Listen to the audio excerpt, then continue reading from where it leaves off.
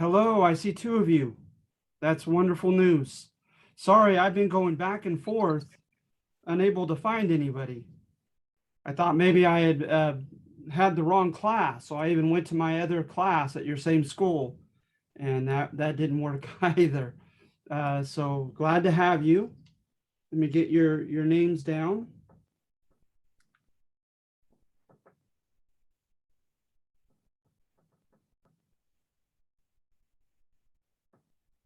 All right, and so I'm going to go ahead and share the screen with the test.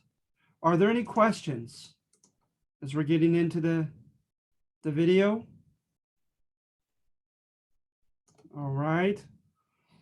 And so we're going back, and you have to give context to the Civil War when you cover Reconstruction, right? And what was the Civil War really about?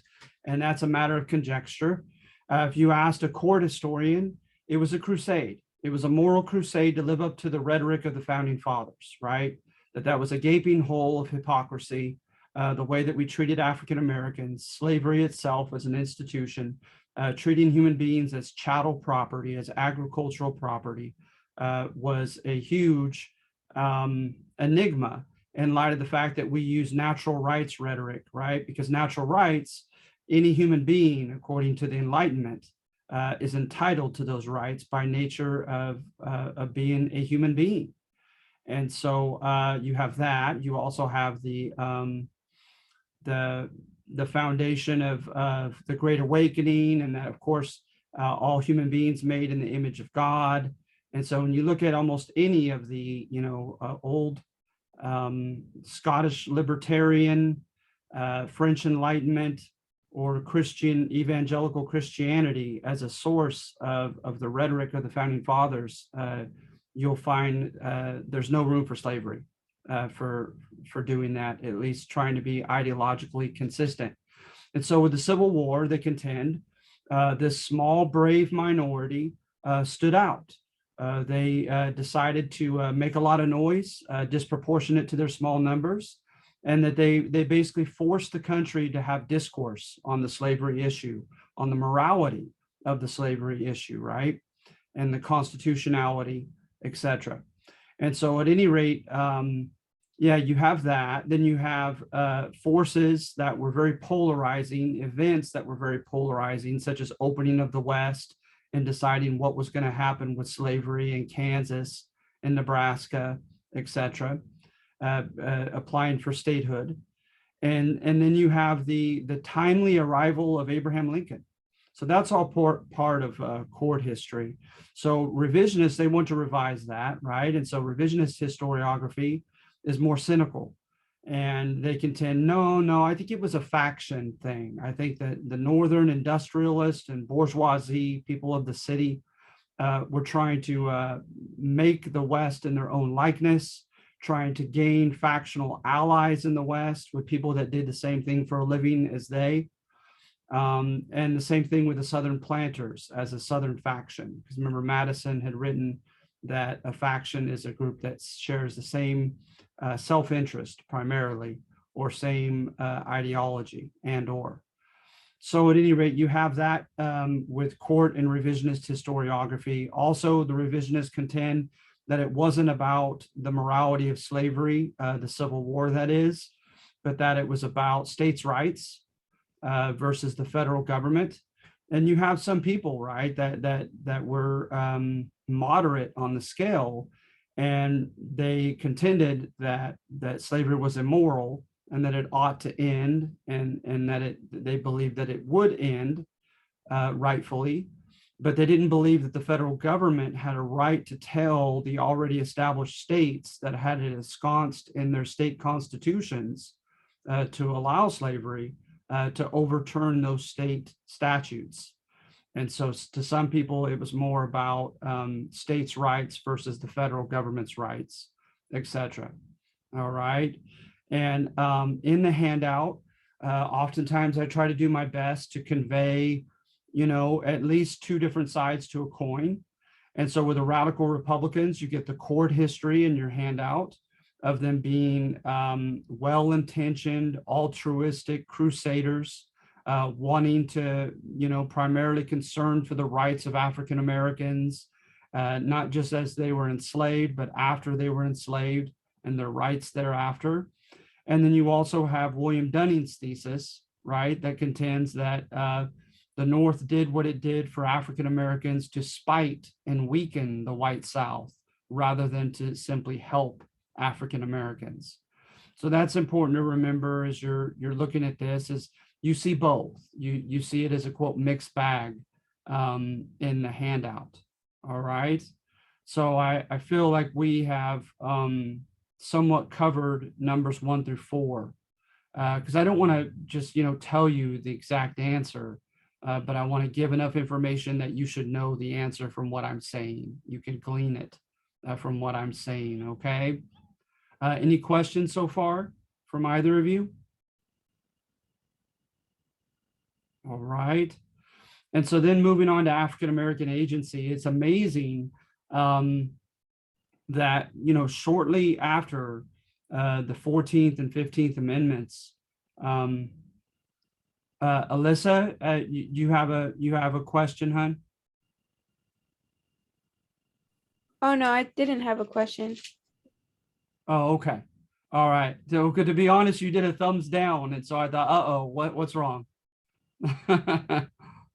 Okay. So let's see here. Sorry, let me get this out of the way. Let's see here.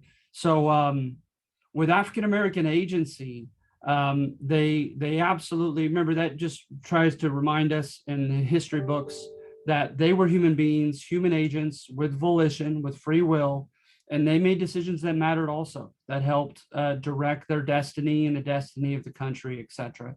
And they weren't just passive victims of whatever was happening at a larger scale in the country, as opposed to like great man history that focuses on the key political leaders and economic leaders and social, cultural leaders, and assumes that, everything was done, everything happened the way that it did because of them, because of their personalities, their decisions, behavior, etc. So with human agency of the African Americans, they rebelled, they ran away, they made demands upon their plantations, they joined the Union Army and followed the Union Army. All those are examples of that. But what's interesting is they started off, according to Eric Foner, who's a big historian on this topic, Foner, he contends that there was sort of a sense of deference toward African Americans who had perhaps reason to feel a cut above, a reason to feel self-confident. Those might be freedmen who were not enslaved, because remember, that did actually happen, not too often, but manumission, the formal emancipation of a slave, could and did happen. And so they developed enclaves of African-American freed slaves, and like Charleston, South Carolina, and New Orleans, Louisiana. And so some of them were naturally looked up to, because some of them were able to develop their own businesses and enter their own, quote, Negro middle class. Some were able to become educated, etc. And so there was kind of a natural deference, right, to them amongst African Americans, Foner contends, and then also toward, for instance, preachers, itinerant and other types of African American preachers that were looked upon for guidance, succor, right? Like trying to think of the word for that, just comfort, right, and relief as far as coping with their plight. And so at any rate, when you have the beginnings of African American political participation after the 15th Amendment in particular, oftentimes you find a natural deference in the form of voting for those demographics amongst the African Americans. But that did not remain. You look at the Black Belt of Mississippi and other areas, and ex-slaves who had never even become literate were overwhelmingly in certain areas elected into office. So that deference did not remain, all right? And you need to remember that. When they did, however, when they did participate in government also, it is true that they contributed to the dismantling of the Black codes, to the establishment of safety net institutions, and to the development of a quote new South, at least in that direction. And a quote Black bourgeoisie did develop. So all of that is true. All right. So let's see here. Contributions of Reconstruction. The virtual end of the antebellum planter classes' economic, political, and social domination or hegemony. That is true. Improvement in infrastructure, diversification of the economy, and access to credit in the South. That is true as well. The establishment of safety net institutions like orphanages, public schools, and asylums. That is true as well. All right. And so, and then the alleged reasons for the failure of Reconstruction. You have, the fact that they had to spend so much money on these new institutions, trying to implement the beginnings of a welfare state, a welfare capitalist state, trying to help have safety net legislation for those who needed the immediate help, those who became wards of or dependent upon the state. That all costs money. And so they spent themselves into debt, instituting, these new institutions that required money, required sums. You also had the contention that there was, quote, Negro corruption. And we went over that in the handout and how that wasn't fair to contend because corruption was happening everywhere. The degree and the percentage of African-American politicians who were engaging in corrupt practices is nearly impossible to surmise. But some did, and some were caught and punished for it. And of course, it was heavily publicized, but the press ran with it. And according to Eric Foner, the white Southern Republicans did not come to their aid sufficiently to help defend them against that indictment. And then you also have the loss of Northern public interest. Reconstruction was from 1865 to 1877. So at that time, as you're doing the next two topics in our class, the conquest of the far West, the beginnings of the Gilded Age, all that's happening. And so there's all kinds of other issues that are grabbing the attention through the press of the American people, and they somewhat lost interest. And then Rutherford B. Hayes did institute a compromise with the House of Reps. No one received a majority of electoral points for president, and he promised to remove the troops from the South if the House of Reps were to choose him rather than the Democrat Samuel Tilden.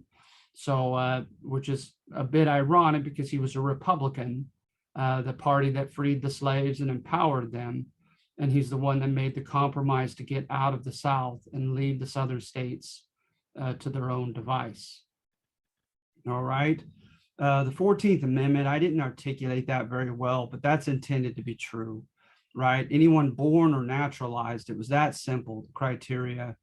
Anyone born or naturalized is guaranteed to all the rights, privileges, and protections of citizenship.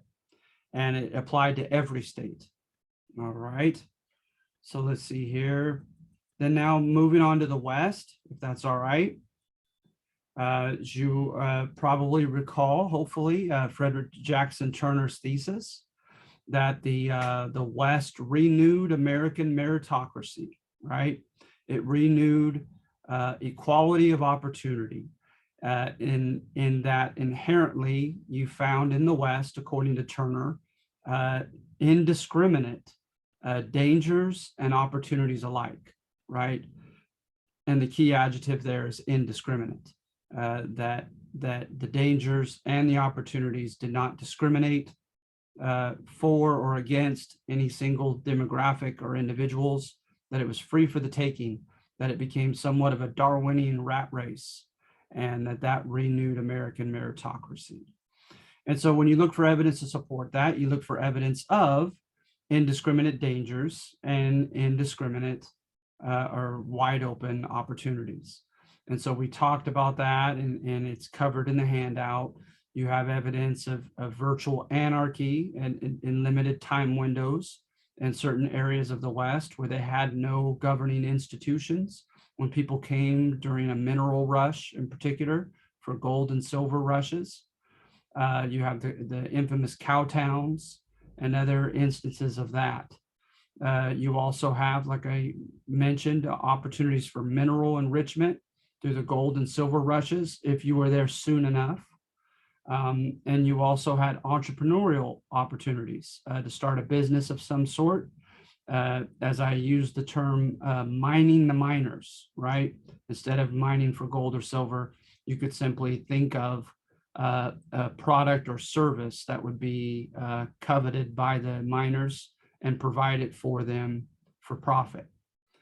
And so those would constitute examples of that. Challenging his thesis, you had at least 2 sections in the Western assignment that challenged that thesis. One was somewhat of a Marxist history, contending that those who were already wealthy, particularly the corporations, had a huge leg up, had a huge advantage over those who did not have that type of capital or money to play with to begin with. And then examples of that are like the mechanization of mining and farming, and only those who could afford the big machinery, which were few, had a huge advantage over those who could not. And then also you had ethnic discrimination, right? And then you have in a section instances of discrimination toward Hispanics and toward Asians. All right, and so you have that. And then muscle slough was utilized as an example for revisionist history, right? Remember, that was the instance in which the squatters in Southern California were granted from a local judge squatters' rights to the property they were on, but the Topeka Railroad, Santa Fe Railroad came in and claimed priority over them, contending that federal government through Congress had given them permission to that land, and they forced the squatters off. And so that would be an example, right, of the wealthy who have political capital, who have political connections, right, and leverage, having a huge advantage over those who do not. Hispanics in the West, we talked about the fact that despite the Treaty of Guadalupe Hidalgo, they did not oftentimes retain all of their lands. And examples of that are as to why and how are given in the section.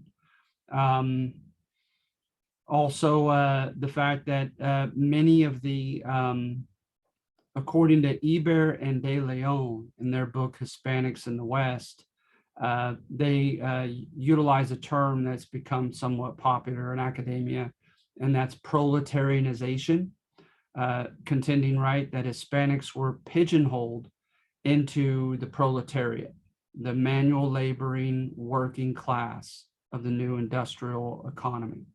All right. And so you have that, that kind of Marxist conflict history, at least, that's oftentimes very popular amongst Chicano historians and others. But they don't stop there, right? Then they want to contend that, hey, Hispanic people had the human volition on their side as well. They had agency. They were moral agents who made decisions themselves. So they talk about them fighting within and beyond the system, fighting, trying to achieve the American dream. You have instances in San Antonio of an Hispanic middle class that succeeded well. Also in New Mexico, and also in Los Angeles. And you have instances of not only within the system economically, but also politically, like Esteban Ochoa, the mayor of Tucson, Arizona, and other politicians that became famous fighting for the rights of Hispanics and were continually reelected into office. And then some fought beyond the system, like Joaquin Murrieta, who gave the impetus for the fictional character Zorro, as who what they contend are social bandits, those who engaged in deviant or criminal behavior, but for political reasons, to make a statement symbolically. And then also they contend in the Chicano history books that the Hispanic people fared very well in maintaining their culture.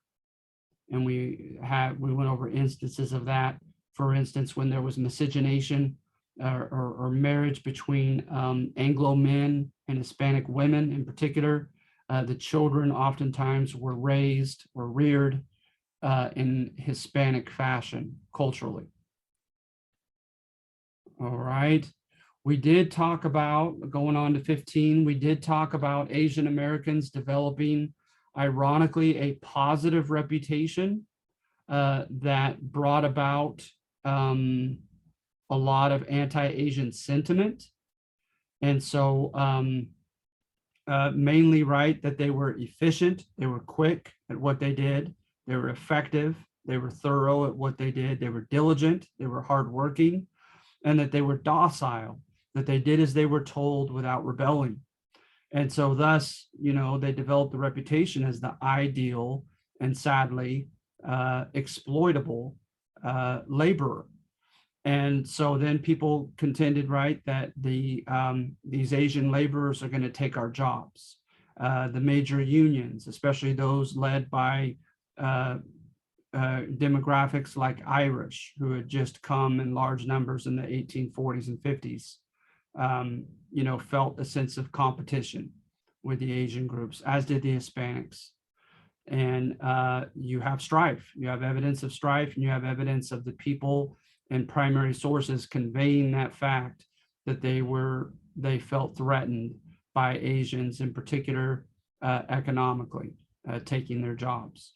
And then they also contended that the Asian immigrants were so different that they were unwilling and unable to assimilate, to drop their culture and become American, whatever that means. And so hence that they were unassimilable. All right. And so, and yeah, anti-Asian sentiment did not wane. It did not go down because of empathy. Sadly, it didn't, because of empathy for their plight and being exploited as laborers, like on the Transcontinental Railroad. About 14,000 worked for the Central Pacific, and at least about 1,200 died building that railroad. So then we talked about Native Americans in the federal government, and factional politics was part of that discourse. The two parties in federal government often sought to satisfy popular demand for Western land via forcing overland trails and strings of military forts into Native American territory and forcing some kind of dubious treaties upon them. That is all true. It is also true that state governments oftentimes defied, and national leaders, army leaders, manipulated federal laws, treaties, and policies, and sometimes just outright broke their word, right? The most famous, right, is like at Fort Laramie in Wyoming, and in other cases as well, Medicine Lodge and other treaties, Native Americans were promised certain land in perpetuity, forever, as long as the green grass shall grow. And in perpetuity ended up changing within a decade, oftentimes because gold was found in that area, or a railroad was meant to be built, constructed through their territory. Something changed, and it usually involved Anglo greed.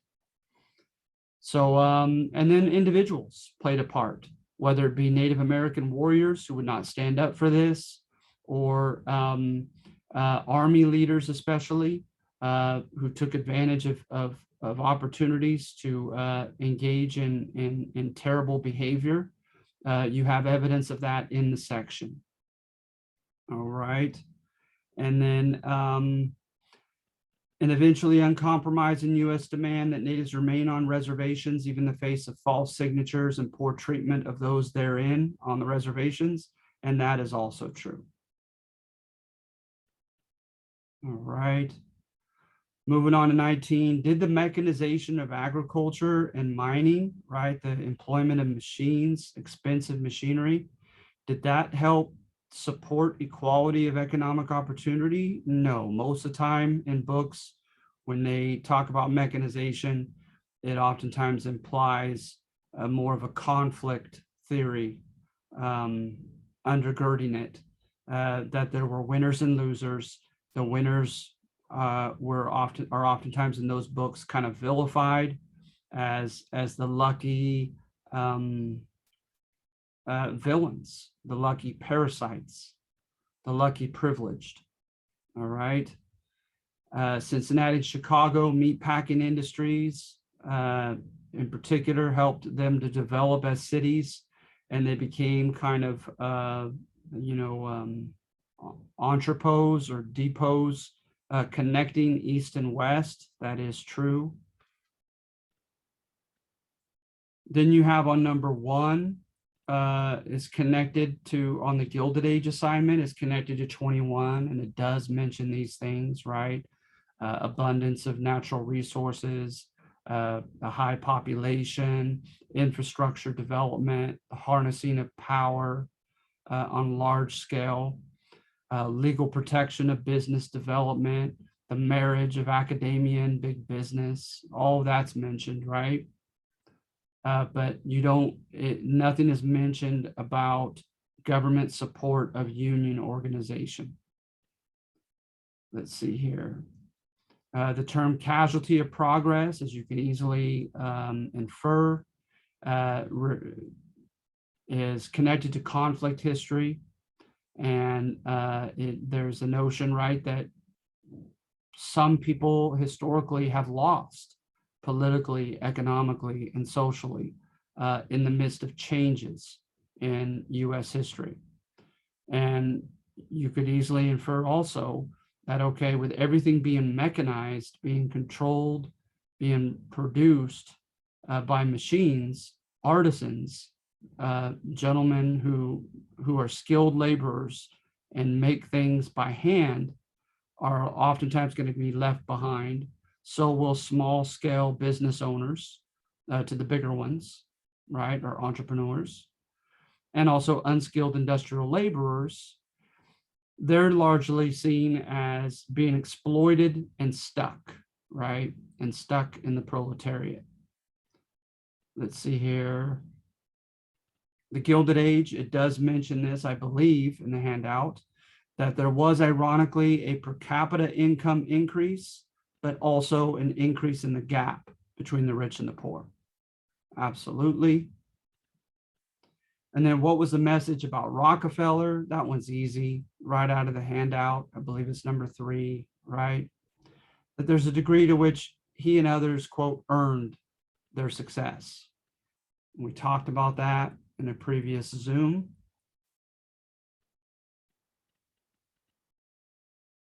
Conflict history. How would it depict the robber barons? And then forming trusts, receiving special rebates, engaging in price conspiracies, etc. Well, of course, conflict history is going to see them as villains, and it's going to contend that such practices were unfair, were Darwinian, and were even, villain oriented. Okay. The accusation that we had a plutocracy, right? That we had a rule by the rich. The federal government was, unfairly in line with and sympathetic to big business and the wealthiest demographic of the country. Where does that argument go? Well, it talks about judicial trends, right? Judges, not allowing a lot of regulatory laws that might limit what the big employers could do, contending, right, that the employers had the right to contract.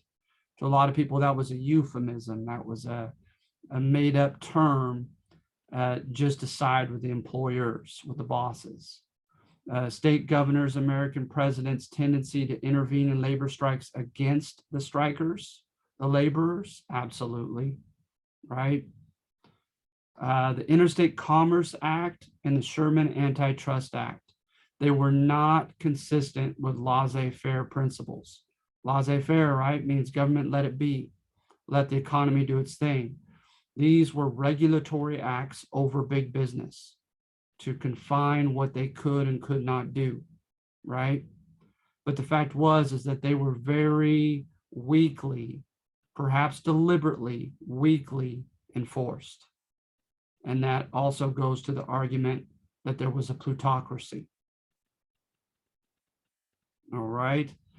And then arguments for the plutocracy was also included the import tariffs, because the import tariffs usually helped big business. So not opposition to them, but support for them is part of the plutocracy argument. And then the Wabash versus Illinois, that decision also, kept the states from being able to really successfully regulate the railroads. Remember Trachtenberg's thesis? He contends that it was the system that you should hate and not the robber barons for the problems of the Gilded Age. Contending, right, that especially the mechanization process of everything being machine produced and mass produced with interchangeable parts and assembly line production, at least the beginning of that almost forced the robber barons to be ruthless in their practices, that it made them always feel precarious, like they might lose all their profits, they might lose to their competitors. So hence they needed to pay their workers poor wages, sometimes lay them off, and that it wasn't their fault, it was the system's fault. Some historians suggest that the consumer revolution, right, purchasing goods that you don't necessarily need, right, modern professional sports and the modern notion of leisure time were intended by big business to mitigate or make less bad class tension. That is true. Some do contend that. To whatever extent it was successful, I don't know, because you look at the number of big strikes that continued throughout the 1890s and the first decade or two of the 1900s, and the number stayed pretty high. But it's an interesting argument. Perhaps it could have been worse. 31 immigrants of the late Gilded Age were deemed as new, primarily because they were not white Anglo-Saxon Protestant or from Northern and Western Europe. That one's simple, that's true. Then moving on to 32, that pertains to number 1 in the Gilded Age Part 2 handout, right, that you just did. So the Jewish immigrants, they contended, right, that America was a lesser evil than Russia and Poland and the Ukraine, because their discrimination was not by law here. It was not de jure. It was not by law. And so there were no legal barriers that they had to overcome here in America. And hence that they did pretty darn well, that they ascended, they moved up the socioeconomic ladder pretty effectively. And remember, there's some stats in there that I think are pretty impressive. The textile industry of them making clothing in the tenement apartments of Lower East End of Manhattan Island in New York, 25% of them getting out of that in the very first generation, 60% of the Jewish young women working as maids or house domestic workers, 60% got out within the first generation. Comparing that to other immigrant groups, that's very impressive. So the argument is not that they were confined to the proletariat, but it also is conceded in number 1 that they did face anti-Semitism, socially and culturally, just not legally. The formal immigration and naturalization process during this time, especially through Ellis Island, right, with the new immigrants, was it consistent or congruent with Emma Lazarus's poem? And of course, the title gives you the answer before you even read the section, right? Because remember, her poem said, "Come bring me your tired, your weary, your refuse, and America will accept them with open arms." But not really, right? According to that section, number 2.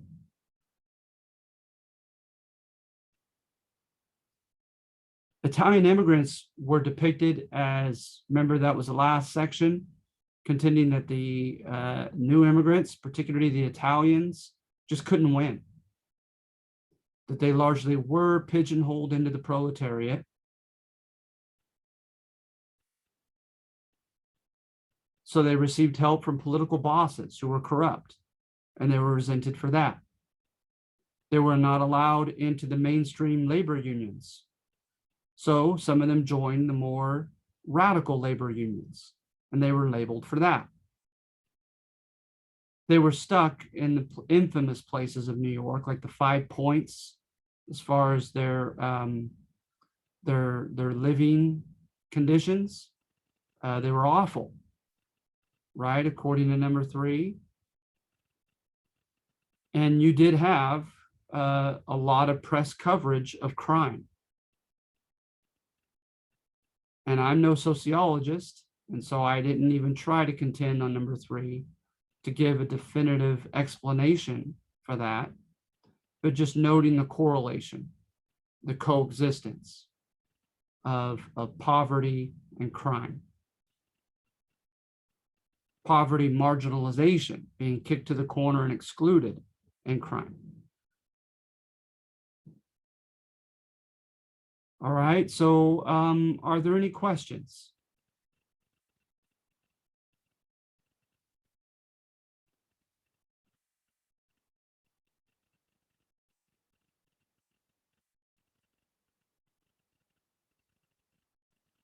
Do you feel you're obviously going to get points that I'll add to your test 1 score? Remember, you have unlimited submissions, so you could submit it until you ace it at 50. And you might even end up getting, the 2 of you, 60 points out of 50. I may give you 10 extra credit points instead of 5 for being the only ones that stuck with me today. All right, so can I get a thumbs up or some kind of recognition that you guys are able to hear me all this time and feel a little bit better about the test?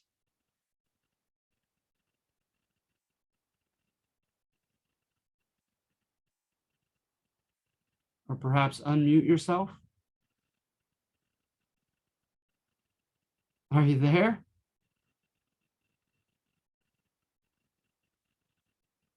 Yes. Okay, good. All right. All right, so that's it. So you have until Sunday night to do this. You have unlimited submissions on test 1. So we just do the test. There's no other additional assignment like the writing prompt. That's right. And, Okay. and don't forget my, as stated in my announcement this morning, don't forget about your first 3 quizzes. Your first 3 quizzes are due November 7th. So at any time before then, including today, you could get online and get a jump on those. But yeah, that's it. The topics that we have and the number of tests that we have perfectly align with the number of weeks in the semester, so that I'm able to offer you a week to do each one. And that's it. All right, so if there aren't any other questions, I'm going to go ahead and let you go. Okay, sounds good. Thank you. You're very welcome. All right, so good luck on this test, okay? I'm sure you could do well.